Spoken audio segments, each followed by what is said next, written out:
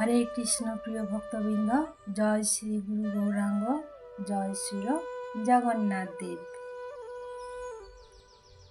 আজকের এই ভিডিওতে একটি চমৎকার বিষয় নিয়ে আলোচনা করব। জগন্নাথের খাজা প্রসাদ। সারা পৃথিবীতে অত্যন্ত প্রিয় এই খাজা প্রসাদ।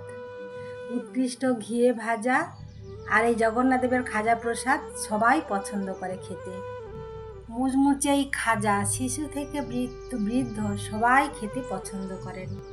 এই খাজা নাম শুনলেই জগন্নাথ দেবের জিভে জল চলে আসে। সত্যি জগন্নাথ দেবের খাজার একটা মহিমা আছে। অনেকে প্রশ্ন করেন যে খাজা প্রসাদ কে প্রথম তৈরি করেছিলেন, কার মাথায় এটি এসেছিলেন। এইভাবেই মুচমুচে খাজা বানানোর পদ্ধতি আর কিভাবে তা এই জগন্নাথ দেবের নামের সঙ্গে জড়িয়ে গেল। আমরা জানি এই প্রশ্নটা আমার সকল ভক্তদের মনে প্রশ্ন জাগে। আজকে এই প্রশ্নটা সম্বন্ধেই আলোচনা করব। জগন্নাথ কিন্তু জগতের নাথ। তিনি হিন্দু খ্রিস্টানের নাথ নয়, সে জগন্নাথ মানে পুরো জগতের নাথ তিনি। এই জগন্নাথ যত রকমের মানে আমাদের হিন্দু, মুসলিম, শিখ, নানা রকম যত রকমের জাতি আছি, সব জাতির জন্যই আমাদের এই জগন্নাথ দেব।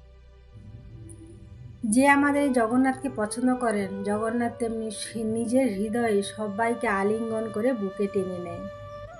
এই জগন্নাথ দেবের সঙ্গে তার এক মুসলিম প্রেমিক ভক্তের সুন্দর আদান প্রদানের ফল হচ্ছে এই খাজা প্রসাদ।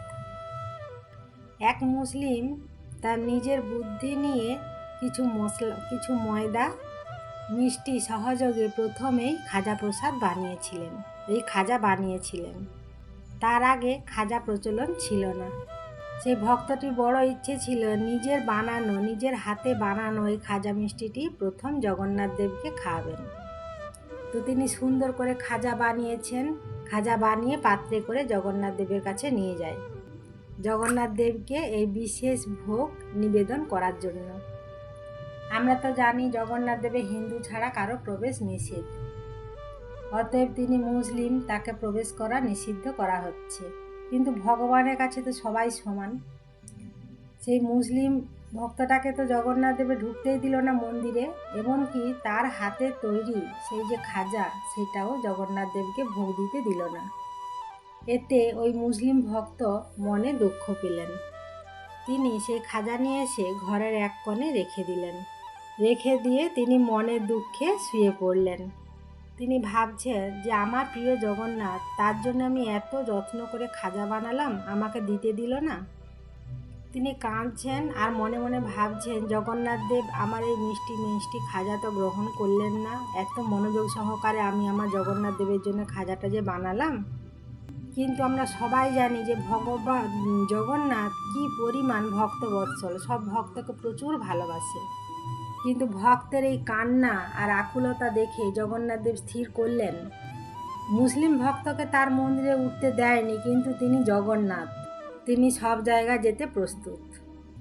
তাই এই ভক্তের মনোবাঞ্ছা পূর্ণ করার জন্য জগন্নাথ দেব তিনি সেই মুসলিম ব্যক্তির বাড়িতে এসে স্বয়ং খাজা প্রসাদ গ্রহণ করেন। রাত্রে ওই মুসলিম ব্যক্তি দেখলেন যে তার বাড়িতে একটি কৃষ্ণবর্ণ বালক আর একটি শ্বেত বর্ণের বালক এসে হাজির। ওনারা হচ্ছেন জগন্নাথ আর বলদেব, স্বয়ং তার বাড়িতে এসেছেন। মুসলিম ব্যক্তি অতটা বুঝতে পারেনি, কিন্তু তিনি বললেন জগন্নাথ দেব আর বলদেব যে তুমি অত সুন্দর যে খাজাটা বানিয়েছিলে সেই খাজাটা কোথায়, আমাদের দাও, আমরা খাবো। মুসলিম ব্যক্তিটি মনে দুঃখে ছিলেন। তিনি ভাবলেন আমি যার জন্য বানিয়েছি তিনি না গ্রহণ করলেও দুটো বাচ্চা তো খাজা খাওয়ার জন্য এসেছে আমার বাড়িতে, জগন্নাথ দেব তো খেলো না। ঠিক আছে, যদি এই দুটো বাচ্চা খেয়ে খুশি হয় তো হোক। সে মুসলিম ব্যক্তি দুটো তো হিন্দি কথা বলে, তো শুধু একটা কথাই বলছে যে मैं যে খাজাটা বানাতা হো উসকো খাজা। এই খাজা থেকেই তৈরি হলো ওই শব্দটি খাজা। তো সেই জগন্নাথ বলদেব দুজনে মিলে ওই বাড়িতে খাজা প্রসাদ খেলেন।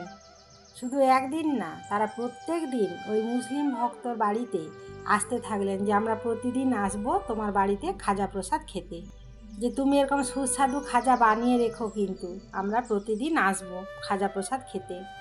ওই কথা শুনে মুসলিম ব্যক্তিটি খুব খুশি হয়েছে, যাক দুটো বাচ্চা তো খেতে চেয়েছে আমার কাছে প্রতিদিন। তারপর থেকে তিনি খুব সুন্দর করে যত্ন করে ওই খাজা বানিয়ে রাখেন। আর সেই দুটো বালক আসেন আর ওই ভদ্রলোক বলেন উসকো খাজা, মানে খেয়ে নাও। ওই যে হিন্দিতে খাজা বলে উসকো খাজা, সেই থেকেই খাজা নামটি এসেছে। এরপর আস্তে আস্তে পুরো সবাই জানতে পেরে গেল যে ওই কৃষ্ণবর্ণ বালকটিকে আর শ্বেতবর্ণ বালকটিকে, কারণ জগন্নাথ দেবের এই লীলা সবাই জানে। তার প্রিয় ভক্তের সঙ্গে এইরকম লীলা জগন্নাথ দেব করে থাকেন। আমরাও যদি এরকম শুদ্ধভাবে জগন্নাথ দেবকে ভক্তি ভরে ডাকতে পারি, কে জানে হয়তো আমাদের সাথেও ঠিক এইরকমই ঘটবে। জগন্নাথ দেব স্বয়ং আমার বাড়িতে এলেন, বলদেব আমার স্বয়ং বাড়িতে এলেন এই লীলা করতে। এইভাবে সবাই জেনে গেলেন যে জগন্নাথ ওই মুসলিম ব্যক্তির খাজা খেতে যায় রোজ বাড়িতে, বা খেতে ভালোবাসে।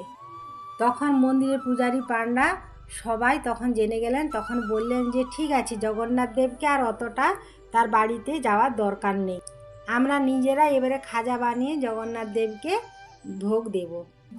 এইভাবে জগন্নাথ পুরীতে জগন্নাথ দেবের নিত্য ভোগের সাথে এই খাজা প্রসাদ দেয়া হয়।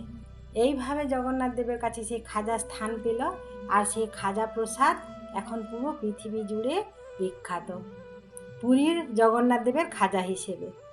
এই খাজা প্রসাদ দিয়ে জগন্নাথ দেব ভক্তদের মন জয় করেছেন।